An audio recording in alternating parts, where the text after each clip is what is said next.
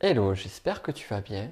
Nous revoici, comme toutes les semaines, devant l'horloge hypnotique et je vais t'expliquer une histoire, comme d'hab, qui va t'amener un principe fondamental, et ici un principe fondamental d'influence sociale, qui va pouvoir t'aider au quotidien. Donc l'histoire que je vais te raconter, j'en avais parlé dans un bouquin que j'ai écrit en 2011 qui s'appelle Soyez original. Ça commence à passer le temps. Et je n'en avais pas reparlé depuis. Et mon pote Diego, qui avait lu ce bouquin, avait vraiment été marqué par cette histoire et par le concept clé qui est derrière. Au point qu'il la raconte de façon régulière et il l'a raconté il y a quelque temps à des potes à nous. Et je vais te faire une confidence, il raconte l'histoire très très mal. Donc ce que je vais faire avec toi, c'est que je vais te conter cette histoire-là et t'expliquer ce qu'il y a à en retirer et tu vas voir, c'est vraiment très très très intéressant. Alors pour cela, ce que tu vas faire, c'est que tu vas bien t'installer, prendre un café, un thé, si ce n'est pas déjà fait, ou toute autre collation, et on va rentrer tranquillement dans cette histoire. Petit détail, si tu as une certaine sensibilité vis-à-vis de la cause animale, je t'invite sincèrement à prendre cette histoire comme une métaphore qui va illustrer les propos suivants. Ce petit détail, cette parenthèse étant faite, passons maintenant à l'histoire. Alors nous allons pas prendre des chats fourbes, mais ici des singes. Et nous allons prendre 5 singes. 5 singes qui se retrouvent enfermés dans une cage. Et ce qu'on va faire, c'est que ces 5 singes, ils ont de quoi vivre. Ils ont quelques amusements, ils ont de l'eau, ils ont de quoi manger. Mais la nourriture qu'on leur sert leur permet de vivre, mais n'est pas une nourriture qui est agréable à manger. Ça, c'est un point important de l'histoire. Donc les singes vivent leur vie, commencent à créer leur vie en communauté.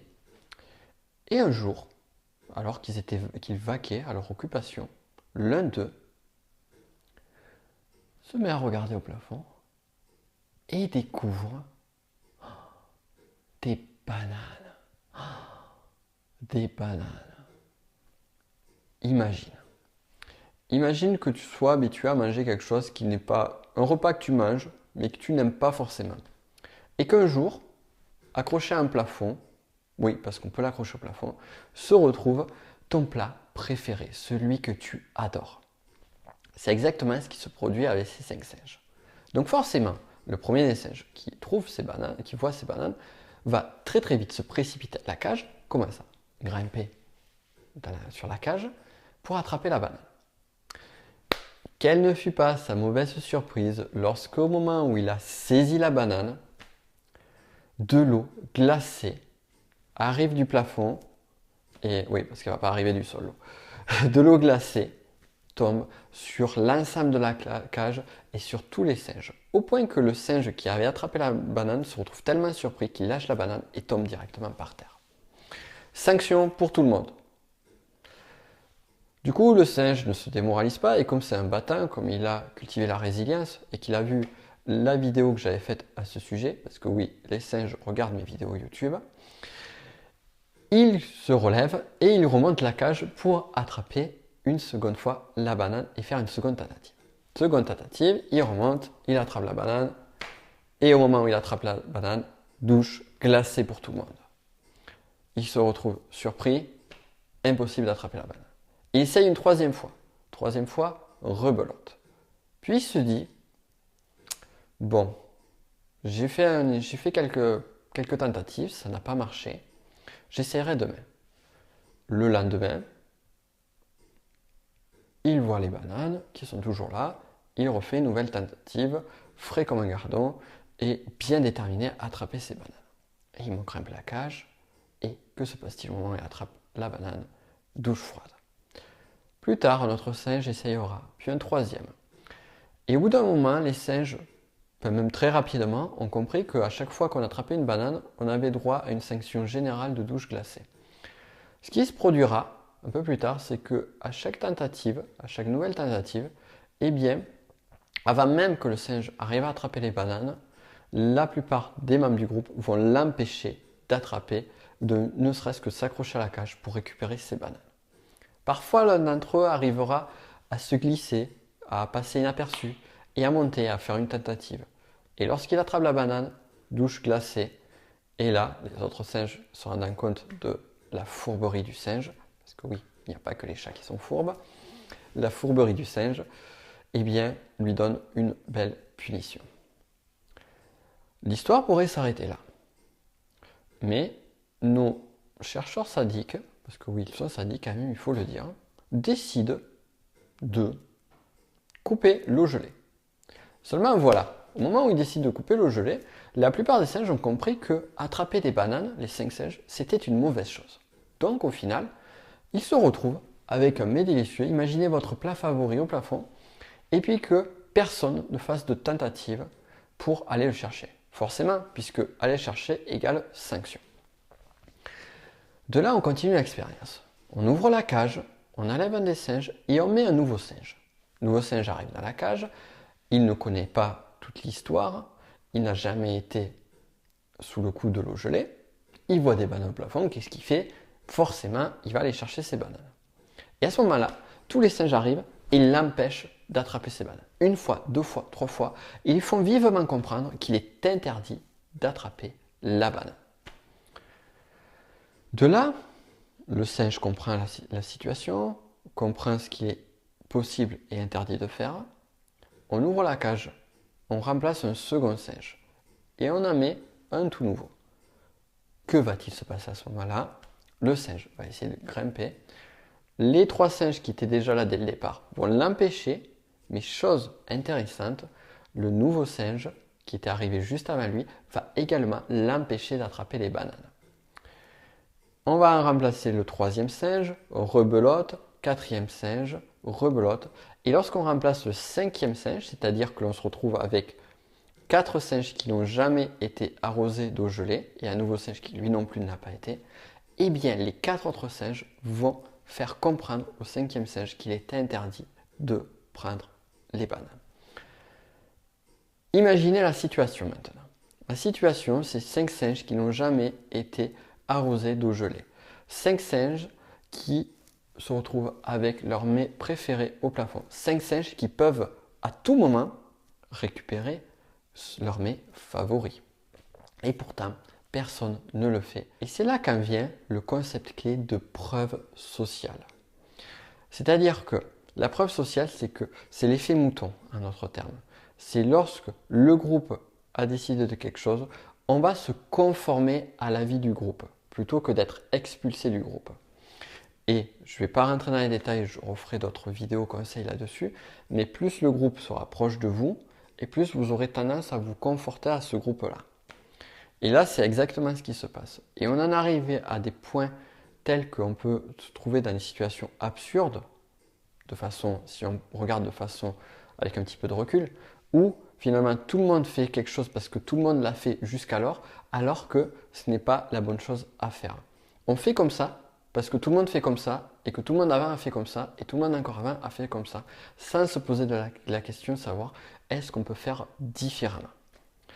Ça va peut-être te rappeler des choses, ça va peut-être te faire écho à quelques expériences ou quelques histoires que tu as vécues ou que tu as connues ou que tu as pu suivre ça et là.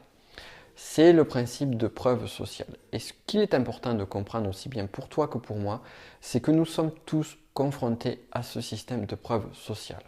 On a envie de se dire, moi je suis différent, moi je ne vais pas me fondre au groupe, mais d'ailleurs rien qu'en se disant je veux faire complètement l'opposé du groupe, c'est être influencé par la preuve sociale, en faisant l'inverse de ce que fait le groupe. Donc tout ça pour te dire que ce principe-là fondamental d'influence est partout. Et c'est un principe que tu peux utiliser toi-même dans ton activité. Dans le sens où si beaucoup de personnes sont intéressées par ce que tu fais, si beaucoup de personnes ont validé ce que tu fais, ou si des personnes qui ressemblent à ton client type, à la personne que tu souhaites influencer éthiquement bien évidemment, eh bien tu vas pouvoir utiliser ce levier-là qui est la preuve sociale. Alors, ce que tu vas faire, c'est qu'en commentaire, tu vas me dire comment tu pourrais mettre en application ce levier de preuve sociale. Je vais te donner un exemple clair, un exemple simple que j'ai utilisé et que j'utilise et que je continuerai à utiliser et qui pourra t'intéresser. Cet exemple est le suivant. Plus de 3000 personnes, au moment où je tourne cette vidéo, plus de 3000 personnes se sont abonnées et suivent de façon régulière mes conseils. Et toi, t'es-tu abonné à ma chaîne YouTube? Donc tu vois là, j'ai utilisé un principe de preuve sociale. Si tout le monde s'abonne à ma chaîne YouTube, si des personnes comme toi s'abonnent à ma chaîne YouTube, c'est qu'il y a une raison et probablement que tu aurais tout intérêt à faire comme ces personnes-là.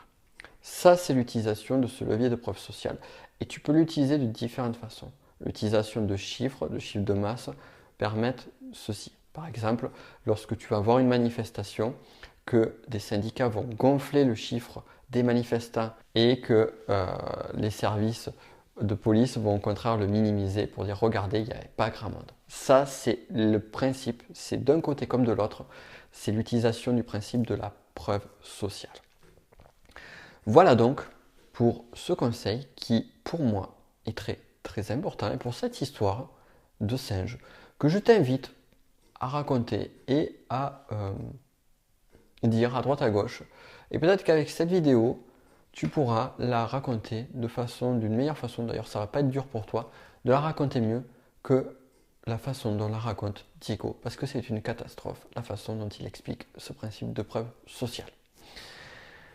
Sur ce, je t'invite à réfléchir dessus, à me dire tout ça en commentaire.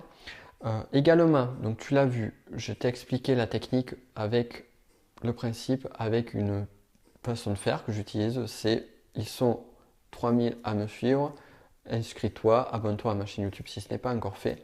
Tout ça, c'est des techniques que j'utilise sur ma formation Séduire par les mots.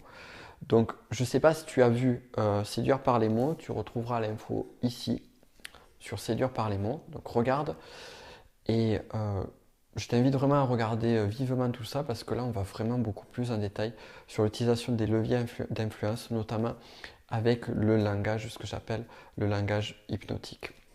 Donc ça, c'est tout un programme avec des choses très pratico-pratiques, très concrètes. Regarde tout ça. Tu retrouveras également le lien dans la description, bien évidemment. Sur ce, rappelle-toi de ne pas oublier de penser qu'il est important de se dire que pour avoir des résultats exceptionnels, il est important de commencer par faire des choses exceptionnelles. Je vais parler un peu fort là. Sur ce, je vais t'inviter à kiffer la life et je te dis à très vite. Ciao!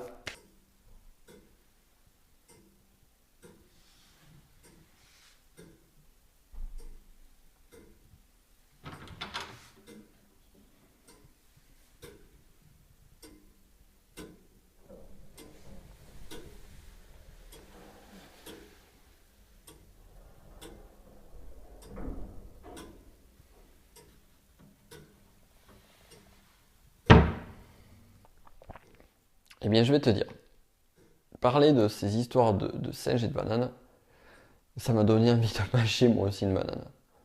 Ouais, allez, on y va.